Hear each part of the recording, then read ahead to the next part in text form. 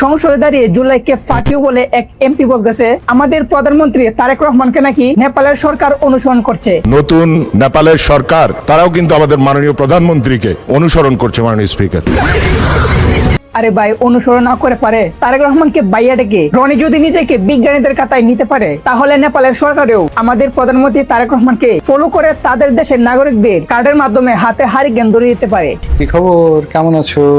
ভালো তো? কেরোসিন তেলের হেরিকেন কিনেছো? না কিনলে চলবে না, কারেন্ট কিন্তু থাকবে না। বাংলাদেশকে অনুসরণ করে হাতে হারিকেন সাথে কেরোসিন সাথে মোমবাতি পেলেও নেপালের জনগণের খুব একটা দুঃখ থাকবে না, কারণ নেপালের জনগণ কার্ড পাবে একসাথে অনেকগুলো card. Family card, health card, কৃষক কার্ড, গ্যাস কার্ড, তেল কার্ড, প্রবাসী কার্ড, বিয়ে করার কার্ড, বিয়ে ছাড়ার কার্ড, বৈধ কার্ড, অবৈধ কার্ড, আর সামনে কতগুলো কার্ড আসতে পারে। এবং তার সাথে করে খাম্বা কার্ড, এবং স্পেশালি বঙ্গবন্ধু সৈনিকদের জন্য বঙ্গবন্ধু মরে নাই কার্ড। আপনারা তামাশা করেন। হাসা কথা কইয়া দিলে লাগবে গন্ডগোল।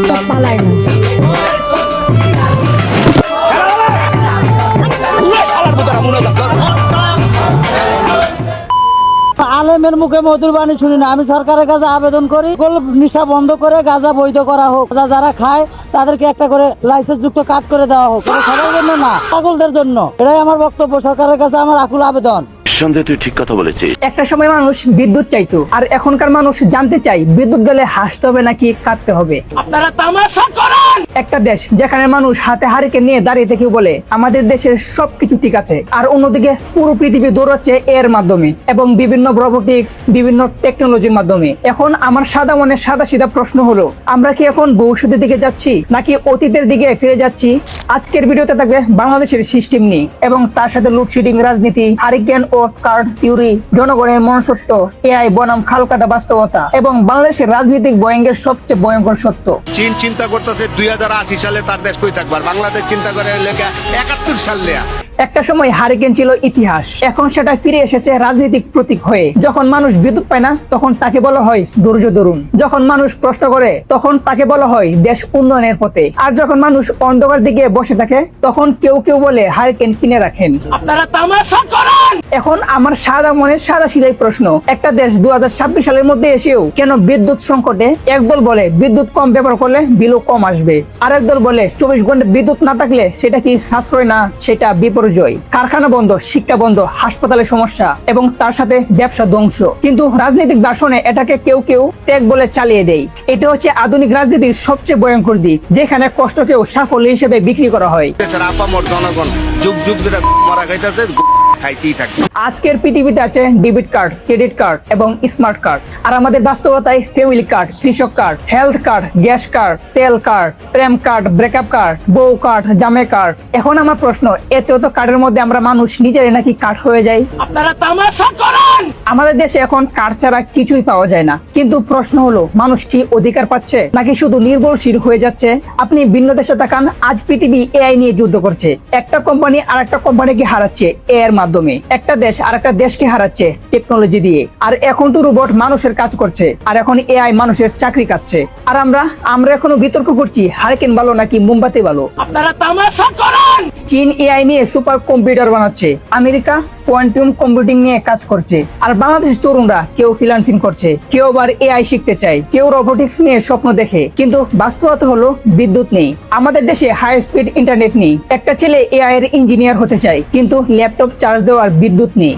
এবং আমি সেটাকে মনে করি এটাই সবচেয়ে বড় ট্র্যাজেডি। আমাদের দেশের মানুষ খুবই আবেগহীন। এখানে রাজনীতি অনেক সময় যুক্তিতে না বক্তৃতে চলে। কেউ নেতার সমালোচনা করলে তাকে শত্রু বলা হয়, কেউ প্রশ্ন করলে তাকে রাজাকার, দালাল এবং এজেন্ট বলা হয়। এবং এই সংস্কৃতি সবচেয়ে বেশি ক্ষতি করে গণতন্ত্রের। এই দেশের মানুষ কিছু পাবে না, কিচ্ছু পাবে না।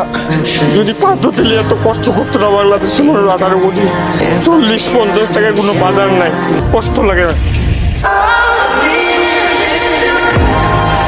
বাংলাদেশের মধ্যে তিনটা জিনিস নিয়ে মানুষ সবচেয়ে বেশি আবেগী, আর সেটা হলো রাজনীতি, ক্রিকেট, ফুটবল। কারো প্রিয় দল বার্সেলোনা, কারো আবার প্রিয় দল আর্জেন্টিনা, কেউ বা ব্রাজিল, আবার কারো বাংলাদেশ। দল হারলে মানুষ কষ্ট পায়, আর রাজনৈতিক নেতা সমালোচনা হলেও তার চেয়ে বেশি কষ্ট পায়, কারণ বাংলাদেশের মানুষ শুধু সমর্থন করে না, আমাদের দেশে মানুষ বিশ্বাস করে চোকা কাকা বলে লোডশেডিং ভালো, কারণ এতে মানুষ বিশ্রাম পায়। কারখানা বন্ধ ভালো, পরিবারকে সময় দেওয়া যায়। বিদ্যুৎ নাই তাও ভালো, কারণ বিল কম আসে। এই বঙ্গের ভিতরেই লুকিয়ে আছে বাস্তবতা। আমরা অনেক সময় সমস্যাকে স্বাভাবিক মানিয়ে ফেলি। जुल्म फिर जुल्म है, बढ़ता है तो मिट जाता है। এখন আমার প্রশ্ন, আমরা কি সত্যি উন্নয়নের দিকে নাকি শুধু উন্নয়নের গল্প শুনি? এই এআই যুগে দাঁড়িয়ে আমরা কি প্রস্তুত? আমাদের ভবিষ্যৎ কি হারিকেনের আলোতে যাবে, নাকি যুগের সাথে তাল মিলিয়ে যুগ পরিবর্তন করতে হবে? একটা দেশ তখন এগিয়ে যায় যখন মানুষ প্রশ্ন করতে শিখে, কারণ অন্ধভক্তি দেশকে এগিয়ে নেয় না, সচেতনতা এগিয়ে নেই। হারিকেনের আলো দিয়ে হয়তো একটা রাত পার করা যায়, কিন্তু ভবিষ্যৎ তৈরি করা যায় না। ভবিষ্যৎ তৈরি করতে লাগে শিক্ষা, প্রযুক্তি এবং দূরদর্শিতা আর সত্য বলার সাহস।